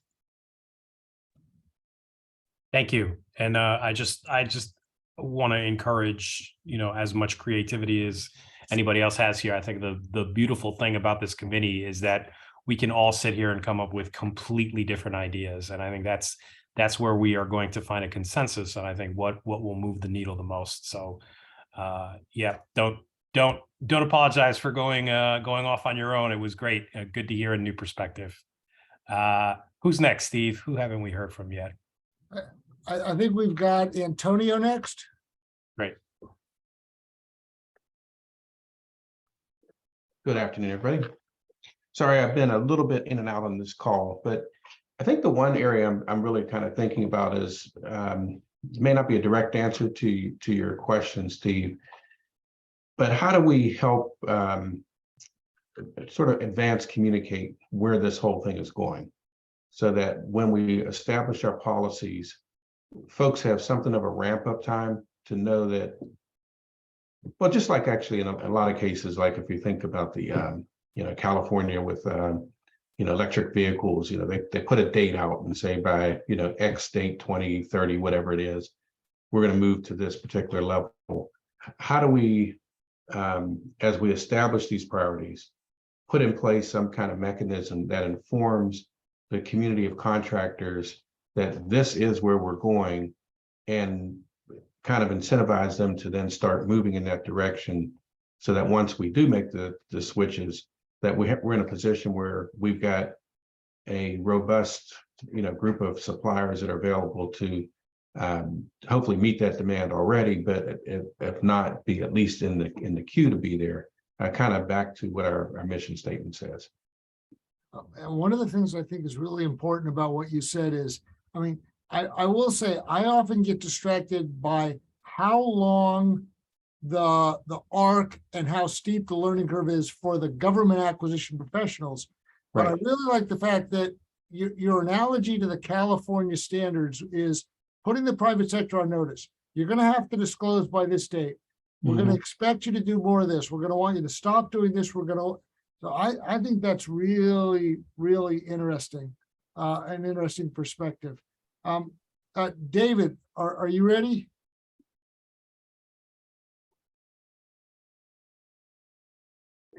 That's a good question.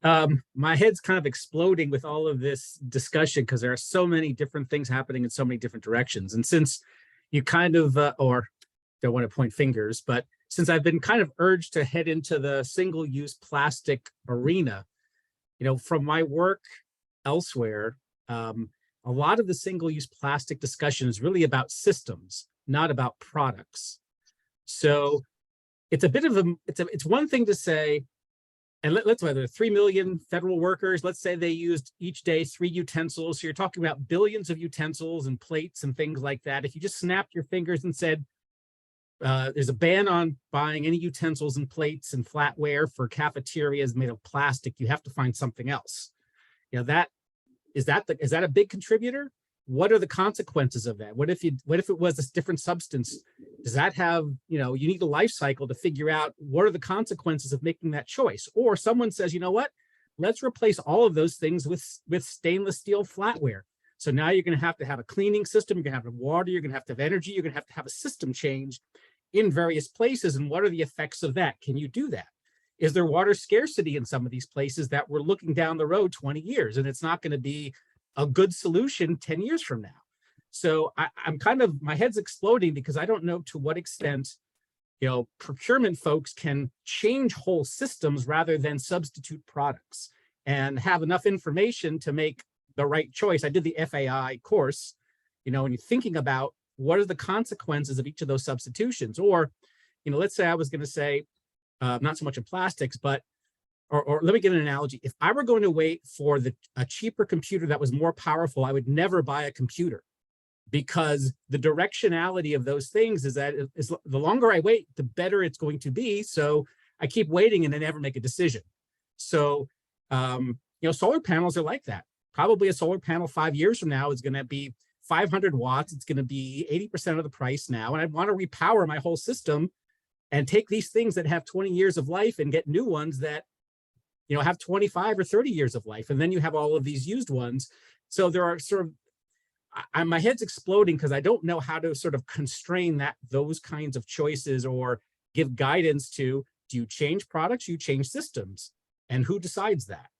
And who is responsible for assuring that the product or system that's being offered actually meets the attributes that are being claimed? Is that on the contract officer or is it on the supplier that's offering? Can I jump in just 1 second? So I want to push the greenwashing aside just for a second, right? So obviously greenwashing, quality assurance, and the like, that's a huge issue.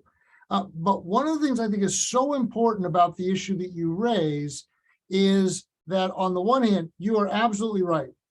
The law of unintended consequences could dwarf everything that we do. And the flip side to that is what we often see in terms of those who don't want us to do anything is that, in effect, the perfect will be the enemy of the good. And so you'll hear it with almost every solution. And again, I'm just using it as an analogy, but personally, I don't believe that we should be thinking about replacing every fossil fuel vehicle with an electric vehicle. And it's true that if we tried to do that, that would probably even be just as bad. But the question is, if we can, while we're getting people out of vehicles and coming up with mass transportation, replacing some vehicles with electric vehicles. But I mean, I think that this group is never going to be able to deal with all of the unintended consequences. So the point, I guess, back to you is, how do we get some kind of a feel for the point of diminishing returns, or figuring out the safer things to do as opposed to just being paralyzed by choice? Well, I guess you only can work on the information that you have at hand on anything. I mean, that's kind of a, yeah. And I guess from accountability perspective, I mean, that raises questions about, you know, those kinds of decisions. Well, I made the best decision I had with the information available. And then this question is, did you look at all the available information? And we can get into those issues. That's why my head's exploding, because I'm just not sure how to narrow this down. And the other thing is about the perfect being the enemy of the good. I'll just say that you know, as a chemical engineer, there's a thing, like, we have lots of things that there are correlations, which are basically really shorthand ways of getting an answer that's probably plus or minus 10% or 20%.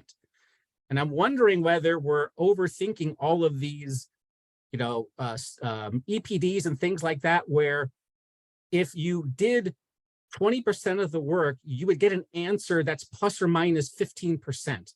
That we're making it more difficult than it has to be, because there are only a few principal drivers and all the variables that we could consider. So we should focus on those principal drivers when we make decisions, because I think it will lower barriers to participation. I think it will make it easier to make better choices, not perfect choices, but better choices. And I'm just wondering sort of how we navigate that. So if David, I don't have an answer. I'm sorry. I don't know if anybody else does. I wish we could answer that. I would like to jump into that. Just in terms of the numbers, and there is a misconception about just what you said about life cycle assessment and similar instruments such as EPDs, where if you do 20% of the work, you still get 10% plus or minus. That is actually not, that is a common misconception, but that is not correct.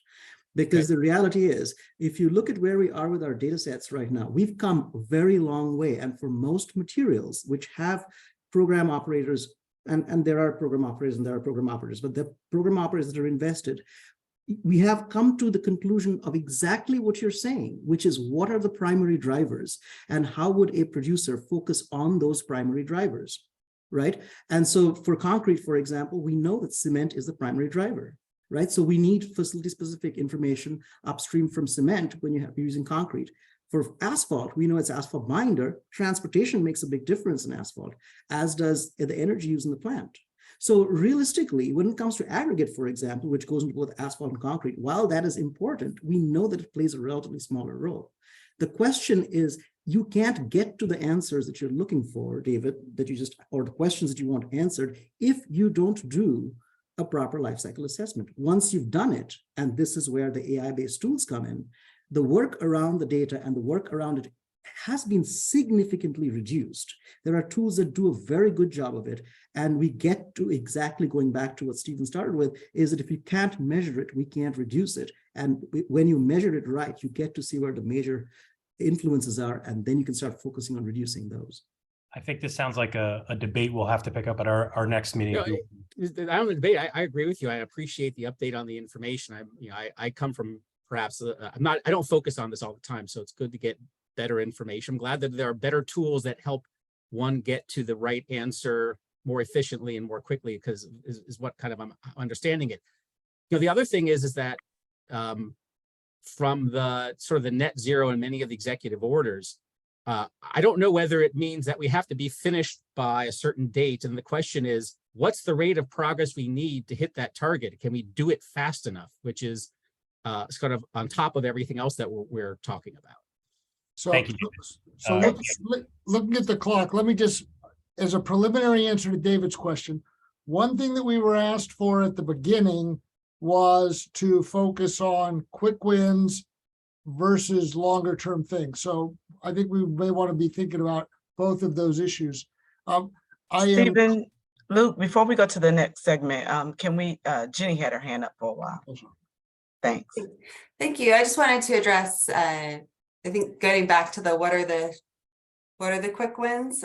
So I know that there's the request from GSA specifically about looking at their ANPR and plastic. So following up on our administrative conversation with David and Stephen and Luke, I wanted to suggest that, we kind of ask GSA to define that ask a bit more to see, whether that really could be a quick win or not. So I think I just said, what is the exact request being proposed? What does the deliverable look like? And what material should be considered?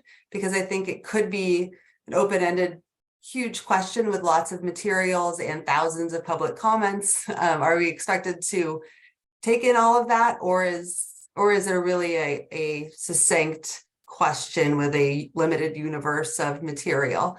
Because if it is not, then thinking about prioritization doesn't sound like a quick win if it's taking in too much information. So just wanted to flag that so that we can give GSA an answer on how to move forward with that, and then thinking about all these other things that we are looking at prioritizing. So Jen, let me respond to that. That's a good point, and I'll take that as an action for us to follow up. Actually, a meeting with Dean and maybe Jeff again Just a smaller group, like you said, David, you and who was the other person? I think whoever from the committee is interested, because I think Yeah. that was just from the administrative. Okay. A few of us happen to be interested, but I do, Yeah. you know, I think it only I makes agree. sense if it's limited. Yeah, I agree with you. I think that's a good point, and that would be an action we'll take on ourselves here to follow up on that. I did want to jump in here because we are running short on time, and then we do have a couple of folks here. We do have Cassius, who's our co-chair for the GAP. I want to give an opportunity, and I see Niels Holt, she's also here. So if there's any comments, I want to give you that opportunity, Niels, and then I wanted to bring Cassius. Niels, any comments? This sort of a public comment opportunity? I think y'all are doing a great job. I don't have any specific comments, but thank you for asking. Okay. All right. And Cassius, you've been with us here, just kind of opportunity for you to chime in. Anything? I know we have a few minutes, but I'll give you the floor. Certainly. Thank you, Boris. Thank you. Thank you to our speaker today and everyone who chimed in. Great conversation. And this is exactly, I keep saying this is exactly what this committee, why it was established. So important. Really appreciate everyone's participation. And also wanted to let everyone know, if you ever have any questions, any concerns, or comments, we want to add some additional suggestions. Troy and myself are always available. You can always reach us. You can just send us an email. We can set up the time to circle back to have a conversation with you. But just wanted to thank everyone for their time and your participation today. Thanks again. All right. And what I'll suggest, Steve and Luke, is to send an email. I know, Leslie, you didn't have an opportunity to answer the question, but I will send that question to everyone in the subcommittee. That way you'll hit the ones that weren't able to come. But I do agree with Cassius. I think there was a lot discussed here today that really moved the ball forward, as I say. Anything, Stephanie, any thoughts from you before we? No, I don't have any additional comments.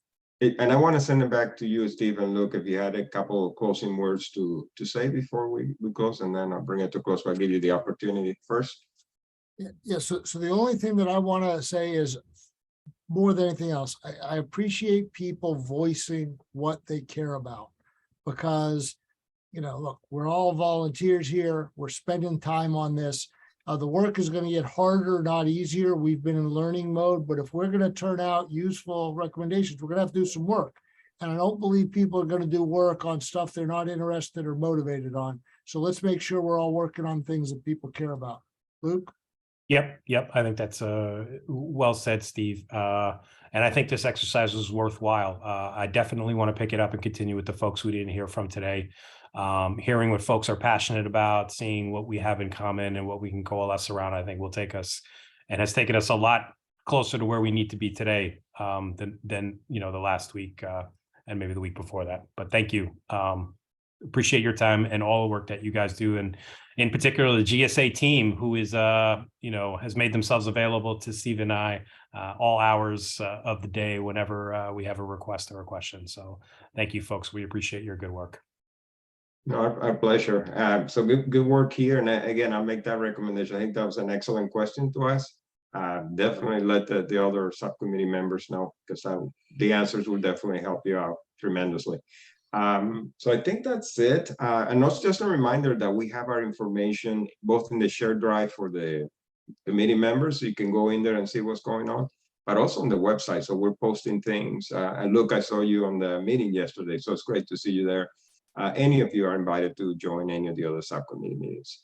But Leslie, I saw you come off mute. Do you want to say something? No, I apologize for missing the first hour of the meeting. I was tied up on another call, but happy to have my thoughts at the next meeting as you propose. All right, wonderful. Well, with that, then, Jenny, you have your hand You raised. said, did you want to have Jenna Larkin from my team present at the next subcommittee meeting? Yes. I think that's a good idea. Yep. All right, thank you, Jenny. We're getting to know your staff pretty well. Yes. You got a good team. All right, thanks everybody. So you all have a great rest of your day. So we're gonna adjourn the meeting for today.